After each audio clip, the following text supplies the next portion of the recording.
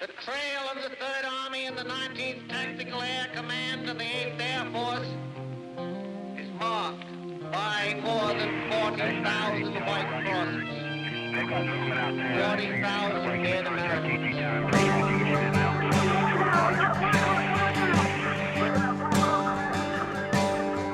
We were young and soldiers called to dedicate our lives in the name of God and country. Do what's just, boys. Go do what's right.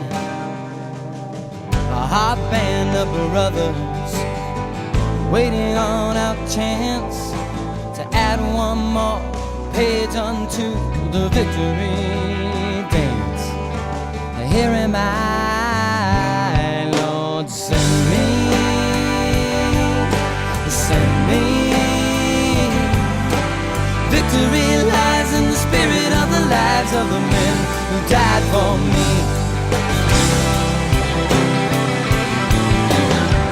Then I heard the voice of the Lord saying, "Whom shall I send? And who will go for us?" And I said, "Here am I. Send me."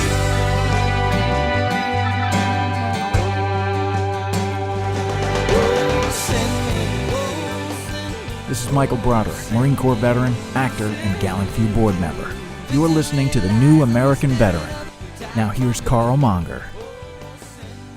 All right, Carl Monger here with Gallant Few's The New American Veteran. I have a very, very special guest in my home office, in my home studio today, and that's Reverend Chaplain Matt Williams. And Reverend Doctor. Reverend Dr. Chaplain. Reverend Dr. Chaplain, Dr. Reverend? I don't know. You just call me Matt. But I earned that stuff. I got Matt, who is a chaplain. He's a doctor. He's a soldier, and he's a musician. And his outreach that we're going to talk about is phenomenal. I've spent most of the last 18 hours with you. So we've gotten to know each other, and his mission is amazing. So we're going to talk about one of the reasons that he's out right now is this CD that he has released called This Veteran Life. And I was privileged to get a copy of this sent to me by my friend who's a retired Colonel, Chaplain Stephen Barry. Chaplain Barry and I served together in the 1st Ranger Battalion many, many, many moons ago, and remain dear, dear, dear friends. So Steve, thank you for sending Matt my way. So Matt, welcome. Thank you. Welcome to my home office. Welcome to my world. It's very cool. So tell me a little bit about yourself. Let's start off with a little military background.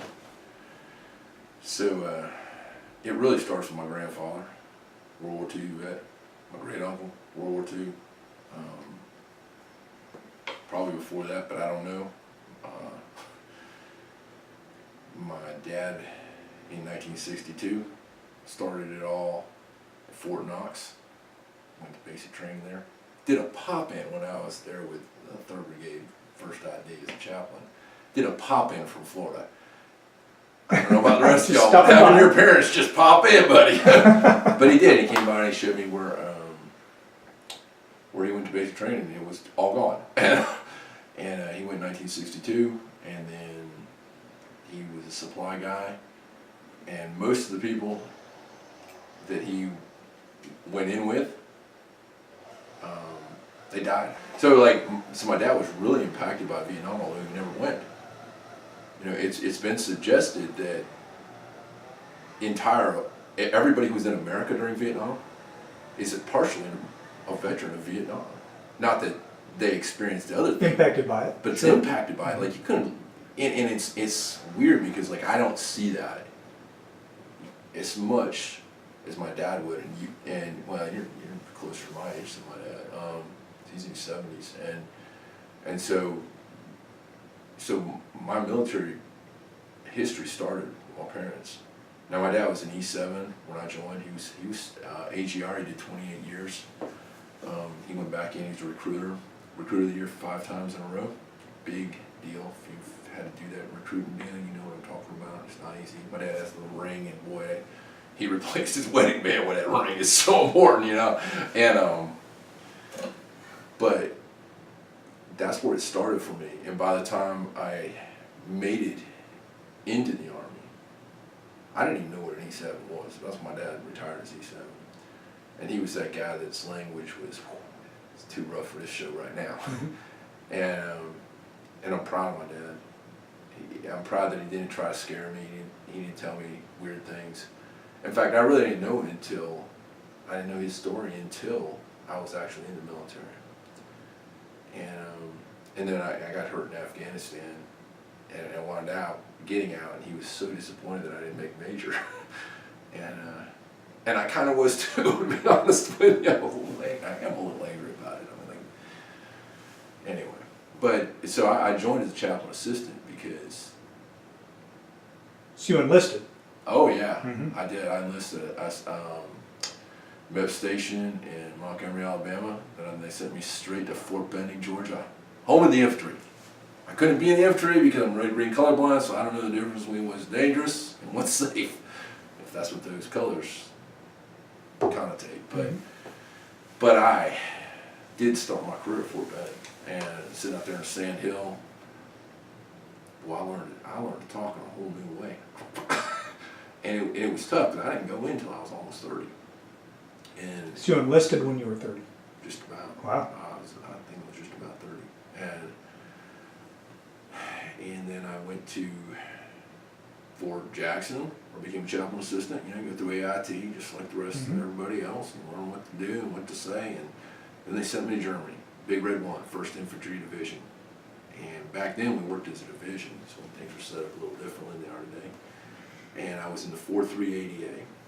And as a chaplain assistant, you're kind of bebopping around. Like, it's a weird place because there's nobody right there with you. You're kind of with the S1, but then you're kind of with the medics. And next door to me was now Sergeant Major Thompson, first soldier in the history of the United States Army to deploy with type 1 diabetes, and they knew about it.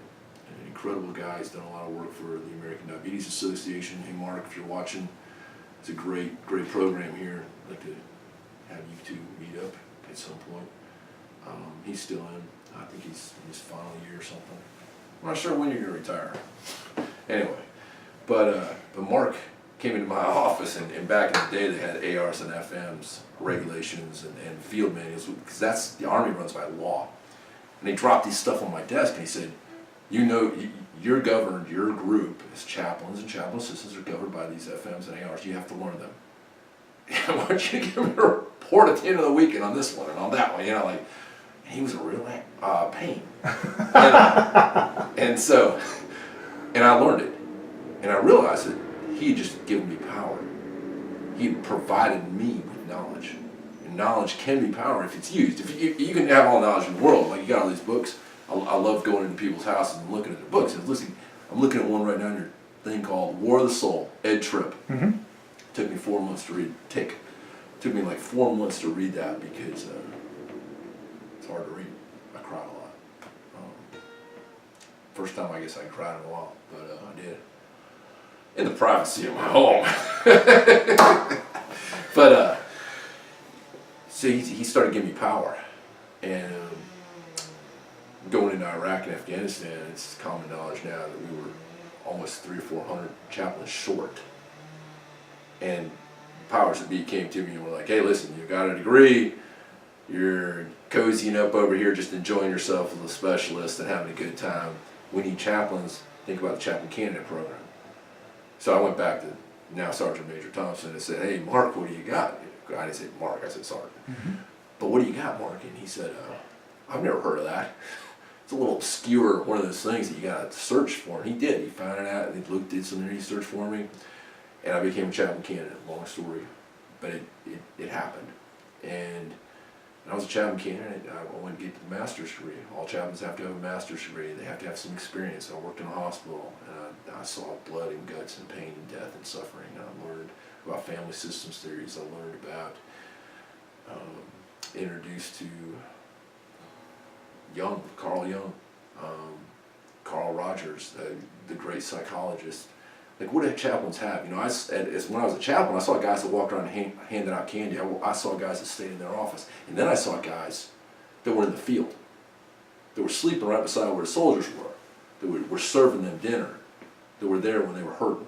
They were standing over on the side when they, take a smoke with them. And go, they may not have been smoking, but they were sitting there with them. Mm-hmm. They cared for them. That's what I wanted to be. And I was. Shit. It's awesome. It's emotional because, like, you think about it, like I was. And it kind of brings me to where I'm at today. Yeah. And in some ways, I'm nothing. I'm just this, like,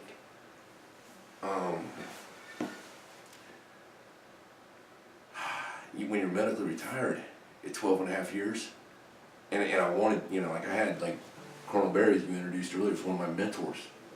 Like, I had people that were like, they kind of owned me, they'd call me up and say, hey, do this. He knew my wife, he knew what I would do. What are you reading? Why are you reading that? Are you having fun? Do you pray anymore? Like, he cared for me. And I was going somewhere, like I had in my mind I was going to be a colonel. Damn, I was going to be a colonel. Yeah, nobody enlists or becomes an officer thinking, I'm just going to be a captain, Yeah, like I really There may be some wanted to people do that do this. that, but no, that's But not the usually second time. Aspirations, yeah. This is Yeah. Assistant? It's intentional, yeah. chaplain candidate, then chaplain 3 times in, and I was into it, and 3's a good number that shows a firm foundation, like, 3 points of contact. If you've been around any military vehicle, they say it all the time. There's a reason for that. And there I was, enlisted, and then a chaplain candidate, and then a chaplain, and I got hurt in Afghanistan. And you talk about stupid hurt. One of my guys came to me and said, and you know who you are, you're gonna watch this probably.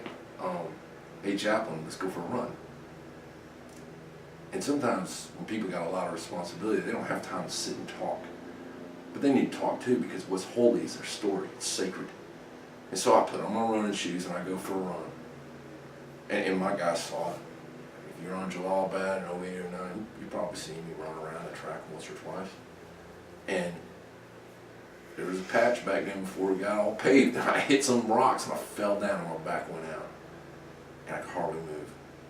And you're talking about just embarrassing. I was bigger, faster, stronger. I'm 6'5", I'm fast, good looking. At least 2 of those are true. You got me on film too. But it was embarrassing, and then a few, that got me back, and I got better. Back will do weird things, and then sitting in the morgue waiting for bodies to come in. Stupid chairs, and if you've been over to Afghanistan or Iraq, you've sat in those chairs. They're like subpar chairs, and I leaned back like this. I didn't push my feet back or nothing. And back then I was at fighting weight, about 230. I just leaned back and the chair fell over, and my back went out again. But it happened right as the helicopter was coming in. So you stand up, you go out there and you honor the dead. Because that's what we do. We care for the living, we honor the dead. Yeah. And we did that. Picked them bodies up any day in light. By the end of the night, I could hardly move. So they drug you up. You know how docs are. They take care of you real quick. But now it's worse. And I was able to stay around. I got to do another tour to Iraq. I did all the right stuff. And so the combat stress control, 212th Combat Stress Control. I did the second tour. In Afghanistan, I was with 201st BSB. I spent a year working at the Chaplain camp. No, what's it called? CPE, Clinical Pastoral Education.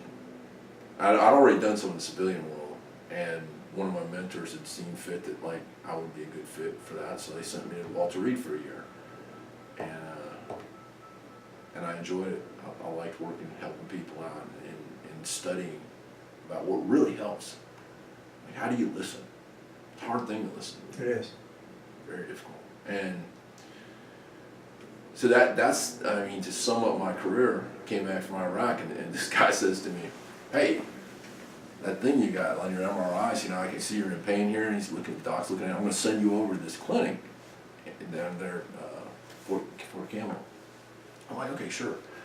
And they put me on this rack, and they stretched me. It's a little medieval, modern I've been on that technology. rack. I like that rack. Do you?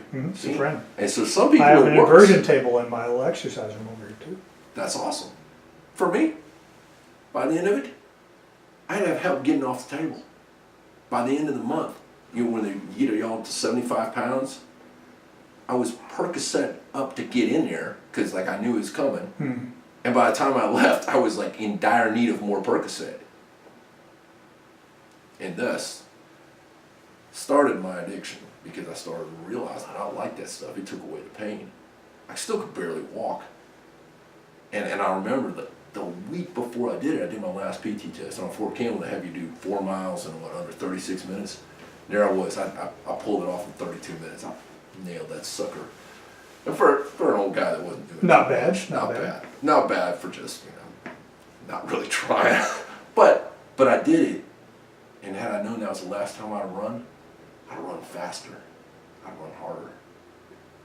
And, All right, hold on. I want you to hold that thought because we're going to take a quick break. I'm going to insert a couple of little commercials here, and then we'll come back. The Spartan Pledge kind of looks like this, and then I'll give you the rundown of how it got started and how popular it's become. Not really popular, just effective. I will not take my own life by my own hand until I talk to my battle buddy first. My mission is to find a mission to help my warfighter family. That's the Spartan Pledge. It's nothing you have to memorize verbatim, but just get the gist of it. And that is, we don't kill ourselves until we talk to our battle buddy. And our mission in life is to have a mission that helps our warfighter family. About 3 years ago when it started between two guys, myself and my battle buddy, Nacho. We were in Iraq together and we'd lost touch with each other. He called me one night when he was upset because a friend of his had committed suicide. Now, this guy, if I'm not mistaken, was a police officer at the time, but he was also a warfighter. He was a veteran.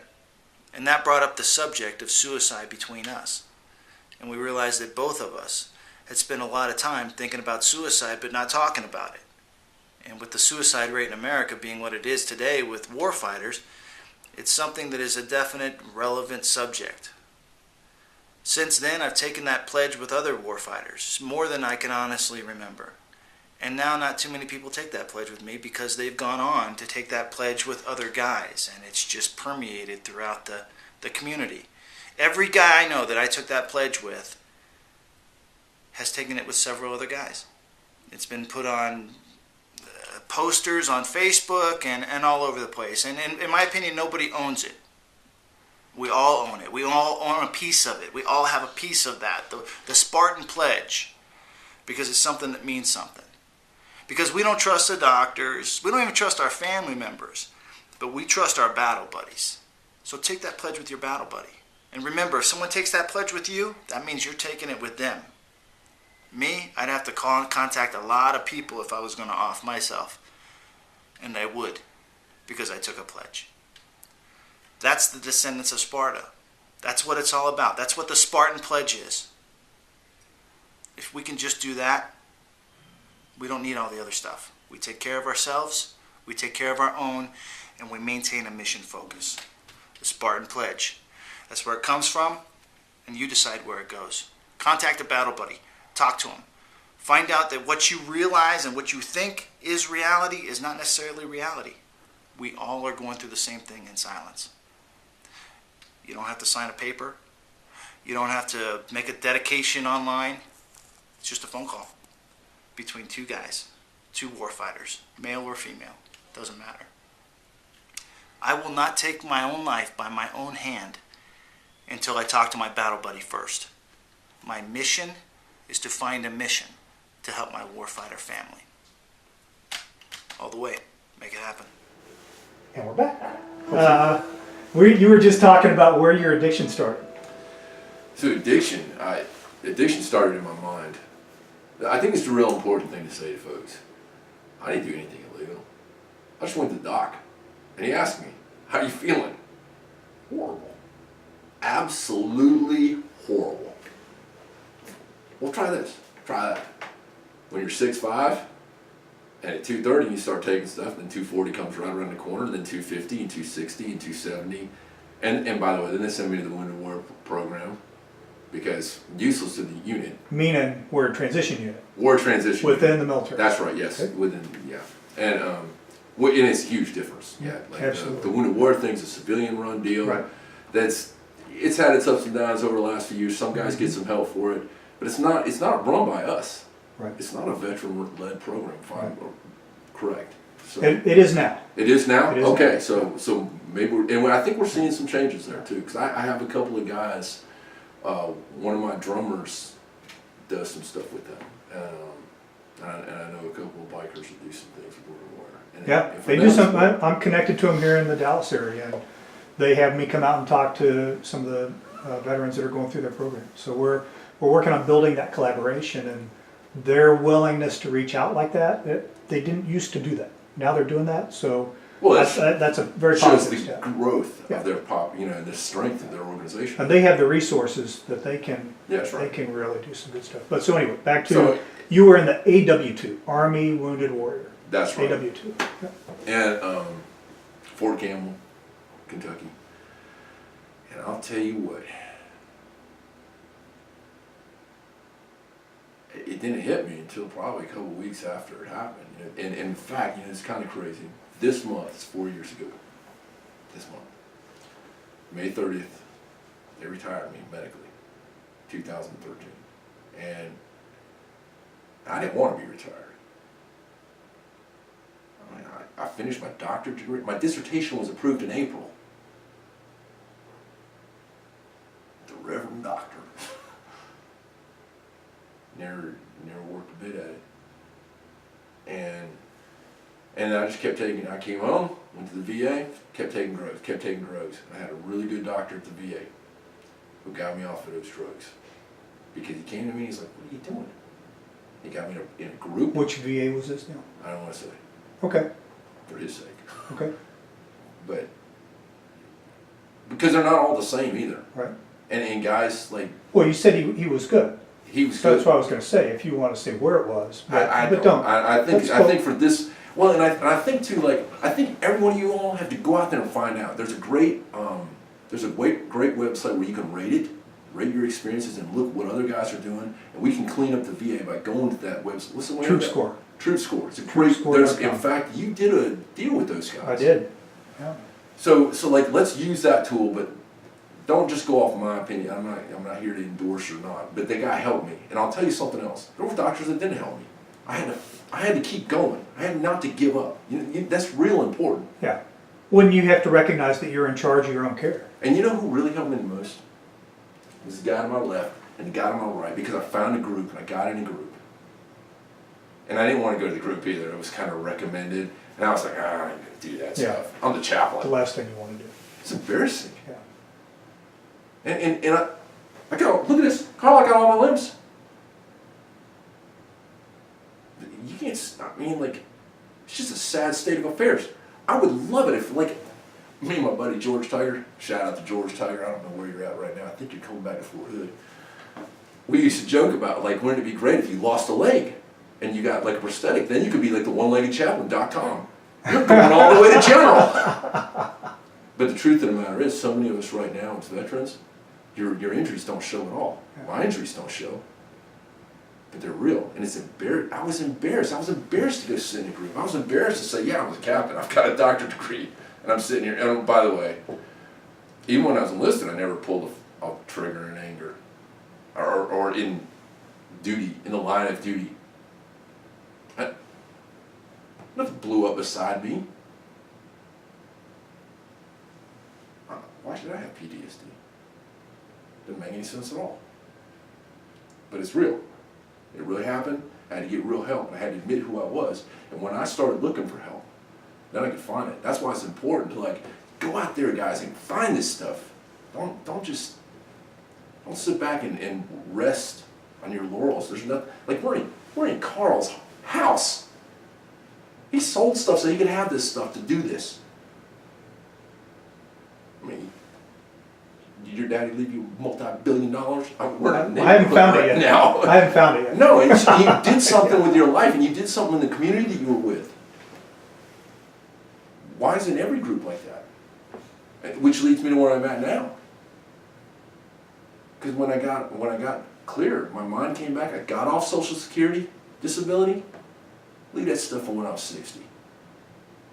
I owe $56,000 in student loans because I borrowed that money. I knew what I was doing. I'm gonna pay it back. And I picked up a guitar because I was like, I had job offers from $40,000 to $200,000 something.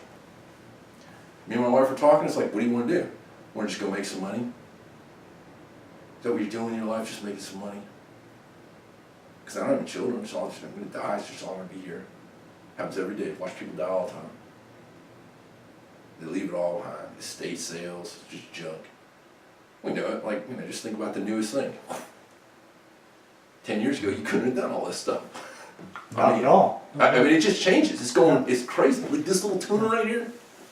When I was 20 years old, there was nothing like this. This is $7. Tune my guitar. And so I took what skills I had, which may not be all that great, but I played a couple songs for a couple Marines. And those guys, and I'm telling you what, they got some language on them. I thought I had the corner on them. But they got on to me because I wasn't playing guitar, and Joshua Plotz. Let me make sure we can get that in the screen. So let me. Is that Good. here? Yeah. So Josh sent this to me in the mail because I was playing this little Martin travel guitar because I got angry and sold all my stuff because, that's how we react sometimes when we're angry. And I sold everything and he said, why aren't you playing music? And Dale Hinckley sitting beside me said, you need to quit worrying about people who don't rate Chaplain. He's 2 Marines. I had to go find out what don't rate meant because we don't talk like that in the Army. And then I realized they're right. And when I came home, my wife said, what are you going to do? What kind of job are you going to get? I'm going to do something that has purpose and value for our tribe. Because we're a tribe. Veterans are a tribe. We got our own language. We got our own money. Most of us got some money. Even guys that are homeless. There's money and there's programs. Yeah, I can tell you about a homeless guy I won't, but he's down there in Houston right now. And I think next month he's got into a program. He's got a house coming next month. And he went back to school and he did some stuff. It took him a while, but he'll tell you right now, he's got a responsibility to tell the next guy, and he's doing it. The help's available. We got it way better than the Vietnam vets ever had it. It's cool to talk about your stuff now. That's what helped me. It helped me to go around it and so that's what I do. It wasn't so much I was going to play music. I was going to go find my guys that I went to Afghanistan and Iraq with. And a bunch of y'all know who you are. And I'm coming to see some others. And I'll come see every one of you. As long as music keeps selling. I mean, but I'm trying to do something. Mm-hmm. I don't want charity. I'm not going to be a 501c. I'm not taking a handout. You want to invest into me? Then you hand me the money. Walk away. Don't ask me what I'm doing with it. Because I'm giving a product. Come on, man. Like think of all the great artists we know. Like Bruce Springsteen. Nobody knows Bruce Springsteen. And you all know him. You know Jeff Tweedy. You know Neil Young. No, their names. We bought their stuff. We've listened to their music, and they've been the backdrop of our whole life. But you know me, and I write good songs. And then I thought to myself, screw it. I'm going out there to play music. I don't have any big time manager, promotion guy. I fight to find a place to play. Playing tonight in White Rock Coffee House. Played. Talk about over the last week or month. Where have you played? In the last month, I played a show in Wiley, Texas. First started off in Wiley, Texas. Then I went to, and by the way, 2 First BSB guys. Next year, doing the same show in Wiley, Texas. You get online, find me on Facebook. RetiredArmyChaplain.com. I am RetiredArmyChaplain.com. I'm the only one doing what I'm doing right now. And we're gonna this is a race for some of y'all knew Lieutenant Welsh. He got hit by an IED. Sergeant Holder out there in North Carolina, he told me about. I didn't even know his wife was doing this thing, but she's done it every single year. Hundreds of people were there, and me and my whole band came up and we played. And Becky somehow she provided us with rooms. I had paid for gas and everything to get the band up there, but selling CDs. I'm not asking for handouts, and we're working. But next year, I want to see more faces. I saw a whole bunch of people out there, and I'm glad you guys came out. And I'm glad Colonel Brown was there. I want to see Colonel White there next year. I know that you'd already handed off the baton, but like, it's a great place to reunite. We're a tribe. We got some. There's something there. That always ready thing, it's still there. Those colors were there, and the Thor Battalion was represented well. And it was a good little. It's a 5K run.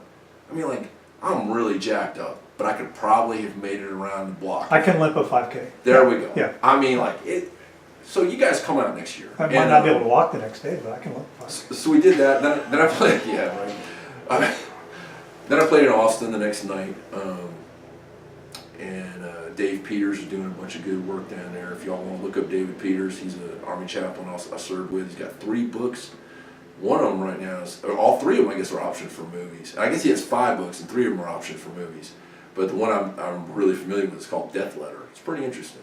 So they wrote a letter before they go in case your buddy sends it home to your wife in case you die. And then he wanted another one about sex and God and death or something. But yeah, he's pretty good writer. And so we went and played at that bar. He set that up and met a bunch of veterans there, a bunch of Vietnam guys, a bunch of our guys, guys who've been with me, King. And of all the people, you see I'm wearing braces? Danny Carvero, if you went to the dentist on Jalalabad, he's down there in Austin right now. And he came out and saw me that night. That was really cool. That meant a lot because I had a real tooth problem while I was downrange. And this today is because of the Army situation that took place. But then I went home, I finished up school, using my GI Bill. You know, I owe $56,000 in student loans. But I can't use that money to pay off my student debt because, you know, God forbid we do something sensible. So I got the money.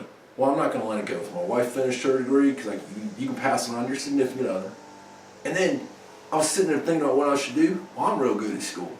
I'm not real smart, but I can keep going. That's what I'm real good at. I will get you. And I found this program where you learn how to use all these cameras and all these programs. There's only one test in the entire program, and I just got in it. And I took pictures every day, and I had fun. And I learned how to use microphones, and I learned how to do a little bit of stuff. And that album right there, I recorded that album on GarageBand. I did it. And I got it mixed by a buddy of mine. And then I borrowed the money and had it recorded. Oh, can I show that real quick? Yeah, you can, but first, we're going to do one more break. And then when we come back, we're going to talk specifically about this, how somebody can get this, and then you're going to play. Okay. All right? So, stand by. They teach you a lot in the service. They teach you how to stand straight and fire your rifle. They teach you respect and survival. They teach you how to take a life and how to give your own. What they don't teach you is what happens when you come home. There are over 2 million people in the U.S. Armed Forces. For some, coming home is the hardest part. As a veteran, you are not alone. Reach out, call a battle buddy, and take the Spartan Pledge today. For more information, visit us on the web at descendantsofsparta.com.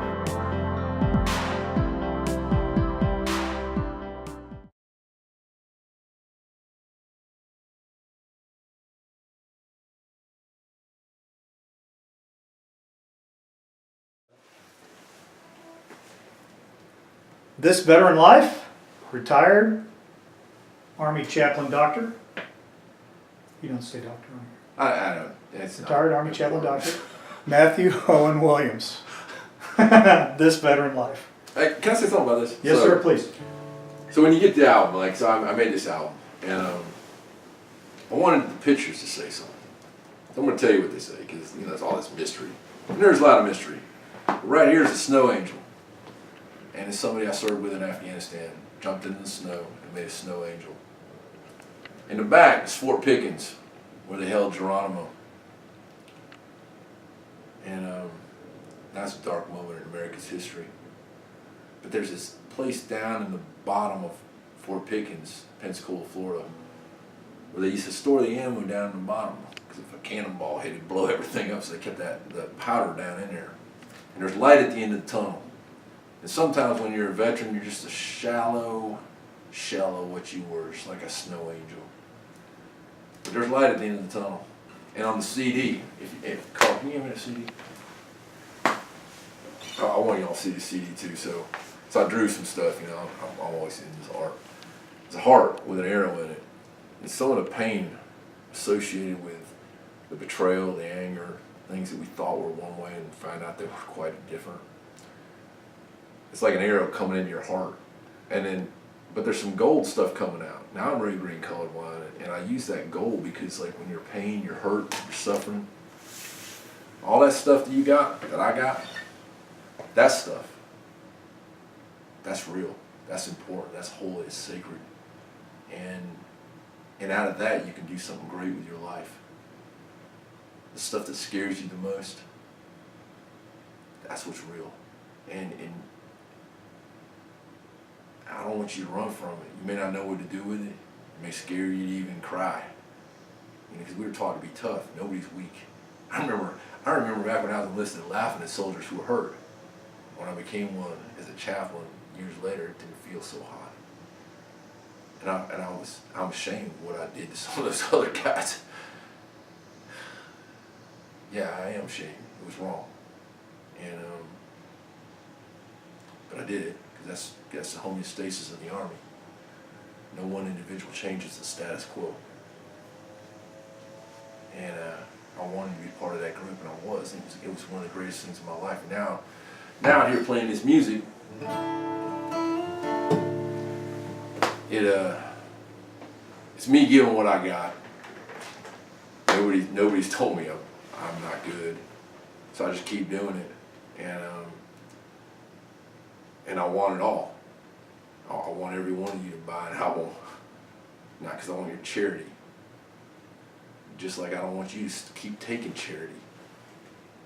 I remember signing as a specialist. I had like $1,000 on or $100,000 on that sheet, you know, where they list all the stuff that we signed for.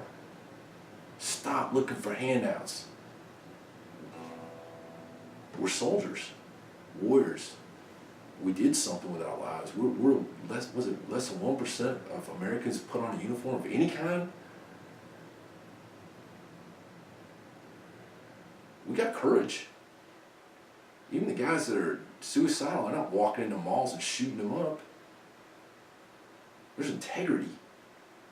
Even in our death, even in our most horrible moments. And we can work through some of that. Because a lot of us just need to be with somebody else. And it's one of the reasons I'm traveling around singing, because I want to be with you. But I need you to be with me too. You know what I'm saying? Like, it's a two-way street. So anyway, I guess probably you want me to play a couple of songs. Yes, I do. Okay. I'm going to start with a song called Veteran Proud America. And this is my bass player right now is working on the recording of this, which is my drummer and I. And he's a Purple Heart guy, IEDs, all that stuff. But he just had to have his total shoulder replaced. So, like, you know, that's a bummer for a drummer. But we did a bunch of recording, and right now my bass player is going back through and putting it all together. So we're gonna have another album coming out at the end of the summer. We'll have the album right there. It's just me and a guitar, but some good stuff on it. This song's on it.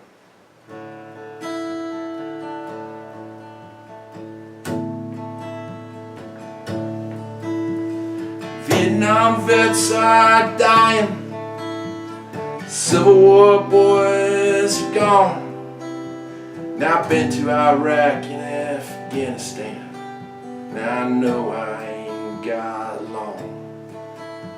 And I'm wild, I know I should be. All the pain and the hurt that I've seen. And I love with reckless abandon.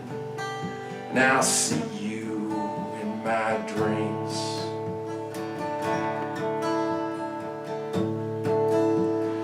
Veteran pride, America, freedom is free.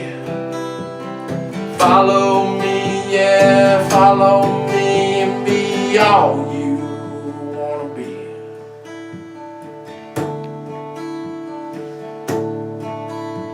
And I know some things are sacred, some stories just too tough to tell. And combat can be a nightmare, but being back here is about as hard as hell. And we talked about life after deployment. Part of me is still over there. Suicidal ideations, and I don't care because I care. Veteran pride, America, freedom isn't free. Follow me, yeah, follow me and be all you wanna be.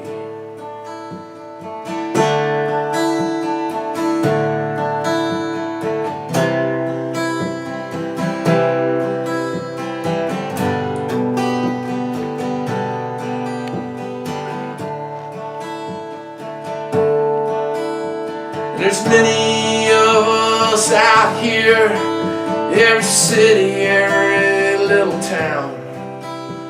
And we know a thing or two about dying long before the body is underground. Veteran pride, America, freedom isn't free. Follow me, yeah, follow me.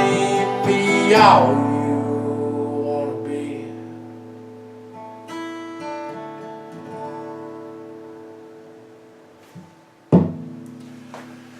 Alright, what else? How many songs should I sing? 1 or 2? Let's do one more. One more? Okay. So that the guy that sent me this song, played 2 songs for him. One was called I Don't Care, but because I kind of used that line in the last song, I just thought, and I think it's some of the reasons we I don't care because I care, I think. I don't care because I care. Yeah. I'm going to sing you a song called PTSD, and I don't think it's a disorder. I think it's a natural reaction to horrific things that I saw. If I was fine right now, something would be wrong with me. And I believe the same for all y'all out there who've got that diagnosis. We did something. Go rent that movie, Patton. You're not going to have to say you were shoveling the stuff in Mississippi. You did something with your life, and so did I. And part of America's freedom is at my expense from this.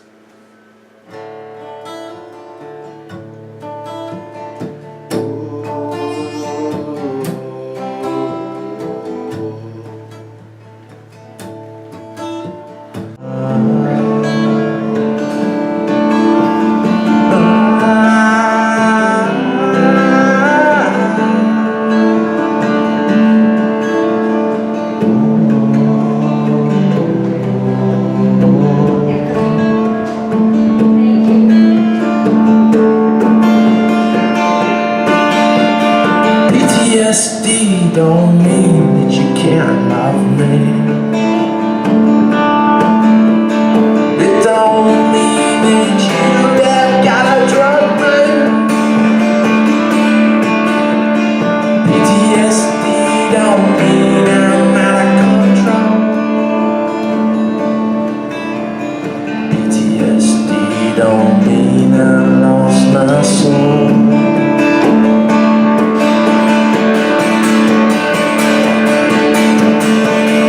Willkommen van habitual style. Sometimes I sit and I wonder where you are. Where are you?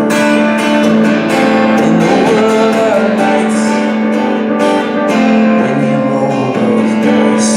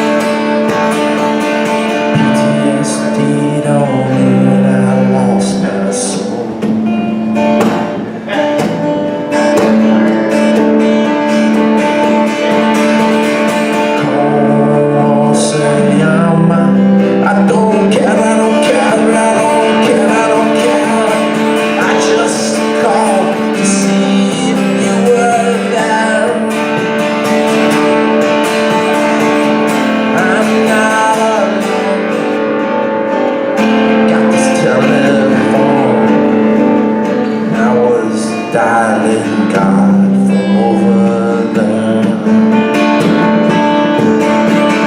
PTSD don't mean that you can't love me. It don't mean that you gotta drop me. PTSD don't mean I'm out of control. PTSD don't mean I lost my soul. Post-traumatic stress, off you go.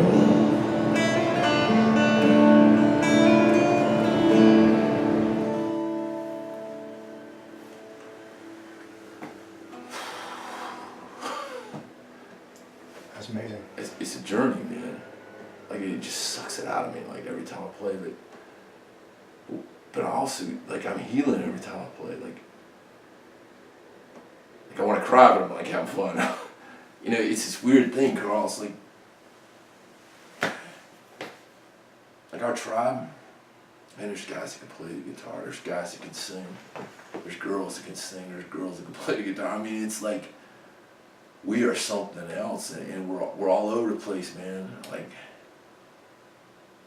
we just need to keep going, you know. Like I give, you know, like hope. It's what's on that sticker that I got. You know, it's hope. Oh,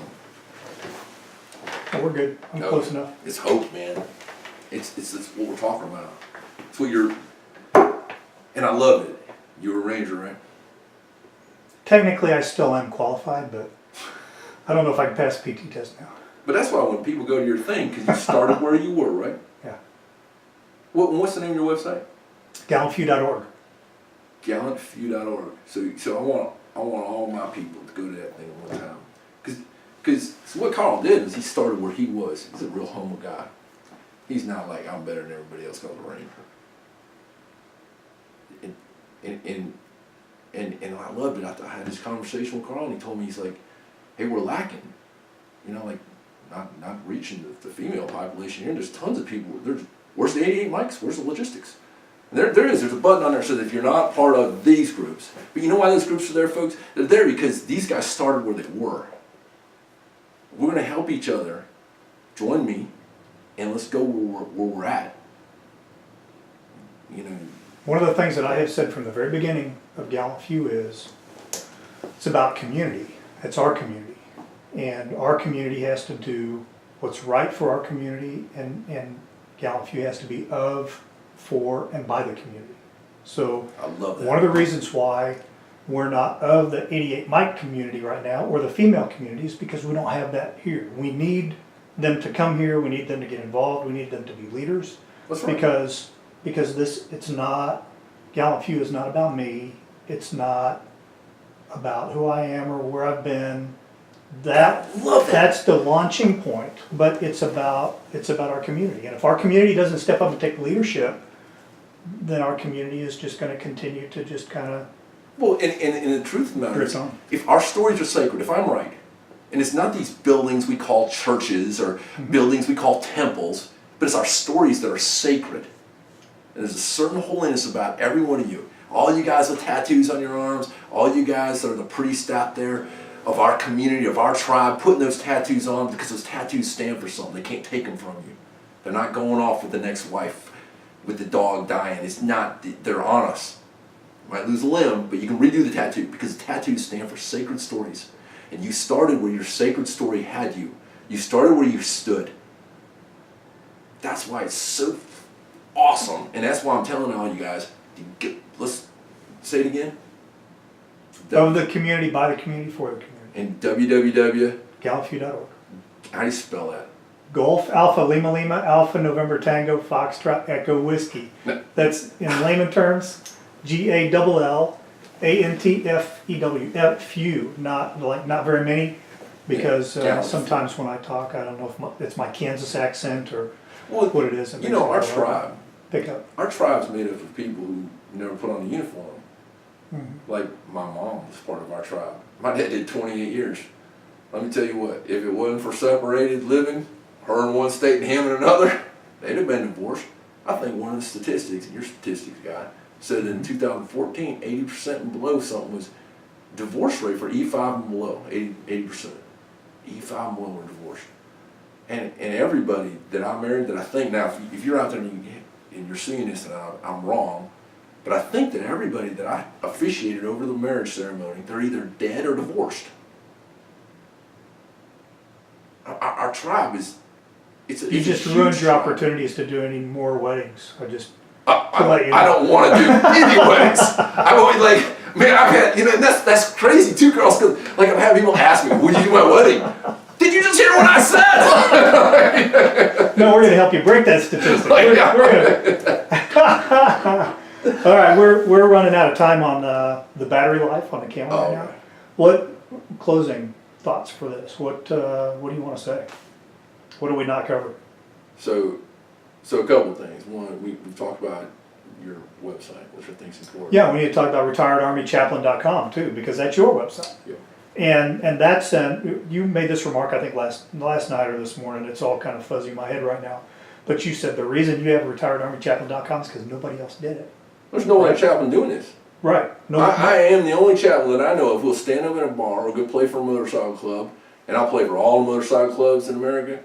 I won't, in respect to all the girls that told me about being raped, I won't play in a strip club. I love naked girls. My wife can attest to that. But I won't play in a strip club, but I'll play everywhere else. I'll play for whatever political party, because I don't care. The only thing I voted for last time was weed. But, whatever. That's not what I'm about. I'm about y'all. And I want to come see you, and I know the docket's it's looking pretty cool right now. I'm out all the way till July 17th. Did we say where can we get this? You can buy that on retiredarmychaplain.com. I mean, it's there, man. And retiredarmychaplain.com is a good CD.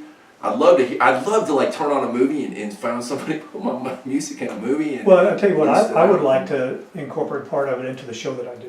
You heard earlier I used Kenny Thomas's song "Send Me" as the intro to the show, and at the very end of the show I play taps. But I think there's an opportunity before I play taps. Maybe I can take one of your and let this with your permission. With my permission, and Carl has my permission to use that in. Now you start making millions, I need a little cut. Because the gas money's killing me right now. That's why I'm working, but I'm working because that's what we should be doing. I'm a worker bee, baby. So you have my permission. Let the whole world know I play my stuff. And you thanks guys, for what you're doing. Thank you for what a journey you're on. And you should make this a documentary. I don't know if you've thought about that or not. I have, baby. I don't have the GoPro money. But it's not. My life's not over. I'm going to keep going. Yeah. In the BSB alone, I had 900 people, and about 50 of y'all this summer said something about me coming to see you, and I'm trying. I'm honest to God trying to get there. I ripped out the driver's seat, or the passenger seat in my truck, so I got the driver's seat and the passenger seat turned into a bed, so I got a place to sleep. Like tonight after the show, I got to be in El Paso tomorrow, and thank God for truck stops, because I'll pull over and I got my CPAP all plugged up. Change my oil today. Who knows? If the car breaks down, well then it's going to take me longer to get there, but I believe that I'm sick of the virtual. I'm sick of Facebook. I mean, I like it. I like doing Facebook Live, which I'll do as many shows as I can afford to do the megabytes. I mean, that stuff costs too, but I want to be a real person, because this is my real life. I only got one of them, and I'm trying to get every little, I'm trying to get it all. Like Robin Williams in that movie. What's it? Carpe Diem. Seize this day. And, and it's like, hey, can I say one other thing? Mm-hmm. There's this great, last word. Okay, it's a great book, this Ranger, because you started your Ranger. And the Ranger started this, and it's freaking awesome. I mean, when I sat with this man, he's humble. And you know how I am about that stuff. You know me. And a Ranger came up to me, hey, you know who you are too, sitting in New York in that high office. He came up to me and he said, "Chaplain, you got to read this book. It's called Gates of Fire." He said, "You got to read it." Great book. And I know it's right, I think it's right over there. And maybe not. But It's here somewhere. he said, you read the book because it's about the women. I said, excuse me? It's like the big question. They're telling the story about how they picked the Spartans. 300. Oh. They picked them because of their women. Because when they knew they were all going to die, and their woman stood up in front of all of Sparta and said, carry on. And you guys out there, get the freak up and carry on. So what? Some people have died. Don't let it be in vain. Let's live. We got, I mean, like, this is our country. They didn't make this nation great again. We are great. And you know it. And you've done some incredibly dirty jobs to get where you are today. And you've sacrificed incredibly long hours. Let's move forward. That's what I got. That's all right. Well, nice interview. Thank you. Thank you. I love playing music, Carl.